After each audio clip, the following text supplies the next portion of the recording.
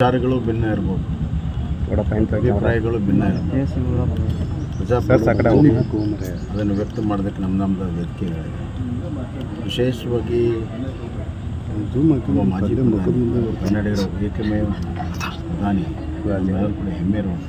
ರಾಜಕೀಯವಾಗಿ ಏನೇ ಇದ್ರು 93 ವರ್ಷದ ಅವ್ರ ಸಭೆಯಲ್ಲಿ ಈ ಥರ ನುಗ್ಗಿ ಮಾಡಿರುವಂಥದ್ದು ಇದು ಕನ್ನಡದ ಸಂಸ್ಕೃತಿ ಅಲ್ಲ. ಇದು ಖಂಡನೀಯ, ಅತ್ಯಂತ ಖಂಡನೀಯ. ಜನ ಇದನ್ನೆಲ್ಲ ಗಮನಿಸ್ತಾರೆ. ಈ ಥರದ ರಾಜಕಾರಣದಲ್ಲಿ ರೌಡಿಸಮ್ ಎಂದು ಕೂಡ ಕರ್ನಾಟಕ ಜನ ತಿರಸ್ಕಾರ ಮಾಡಿದ್ದಾರೆ. ಅದು ಅತ್ಯಂತ ಗೌರವಾನ್ವಿತ ದೇವೇಗೌಡ.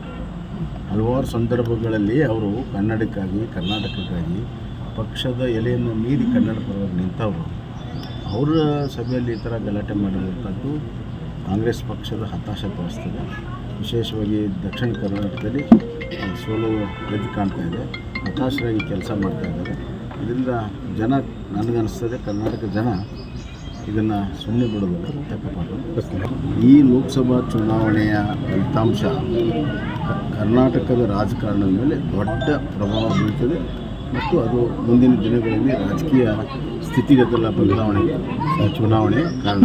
ಇಷ್ಟು ಮಾತ್ರ ಪ್ರಧಾನಿಯವ್ರನ್ನ ಪ್ರಶ್ನೆ ಮಾಡಬಾರ್ದು. ದೇವೇಗೌಡರು ಈಗ್ಯಾಕೆ ಸಿದ್ದರಾಮಯ್ಯನವರು ದೇವೇಗೌಡರಿಗೆ ರಾಜಕೀಯ ಹೇಳ್ಕೊಡುವಷ್ಟು ಯಾರು ದೊಡ್ಡರಲ್ಲ. ಕರ್ನಾಟಕ 60 ವರ್ಷ ಸುದೀರ್ಘವಾದ ಅನುಭವ ಐತೆ.